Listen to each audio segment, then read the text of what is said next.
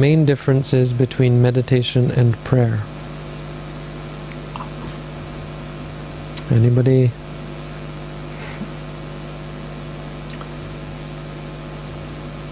Meditation, you're trying to quiet your mind. In prayer? I'm talking about calm abide meditation. And the goal is to quiet your mind, not so much converse. Right. Well, I had these Christians, evangelists, try to explain to me that in Christianity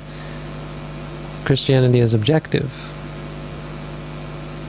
and I'm assuming this is the meaning is in terms of prayer, because you're focusing, they said, on something outside of yourself, which is objective, right? So God is objective. Of course, I turned the tables on them and said, no, he's not. They said, you're subjective because you're focusing on yourselves, right? Which is subjective. But no, it's not. It's interesting, no? How you can totally see reality from different perspectives. This evangelical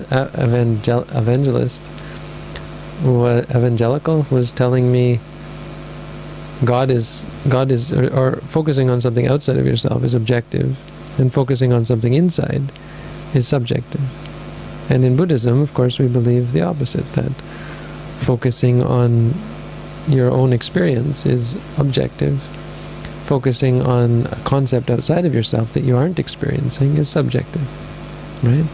And so I said to him, well, your concept of God is totally different from the Hindu concept of God, for example. So how objective is that?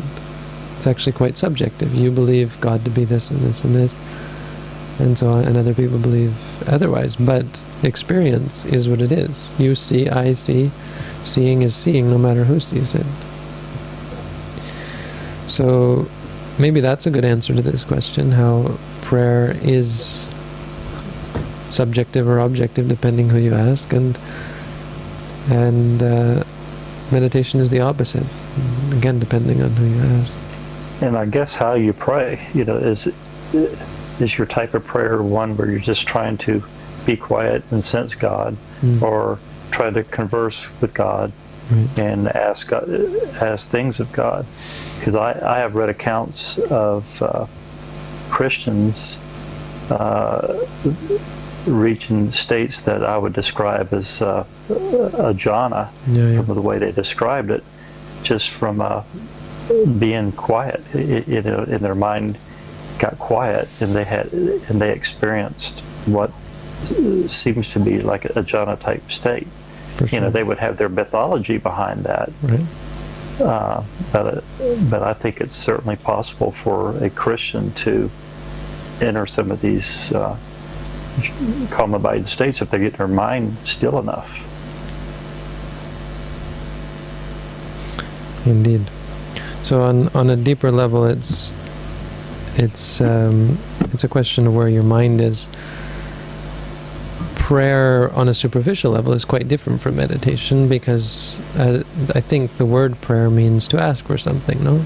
To request something. Please this, please that. That's, I think, the definition in the dictionary of prayer.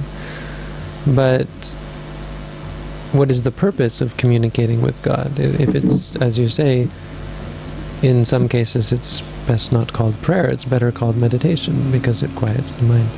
Of course, insight meditation is I would still say, I don't think it could ever be compared to prayer.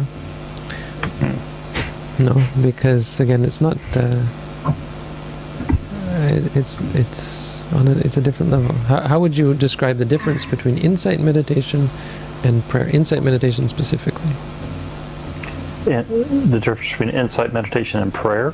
Why prayer could never be considered insight meditation, and vice versa?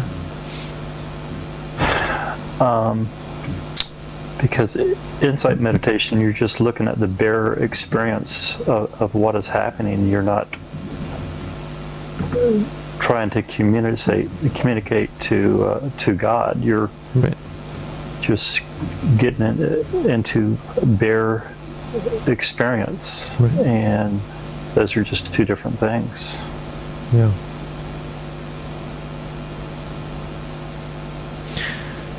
Yeah. Prayer, I think, in its essence, has a concept as its object. And by concept, if we don't want to use it in a pejorative sense, something that you're not experiencing.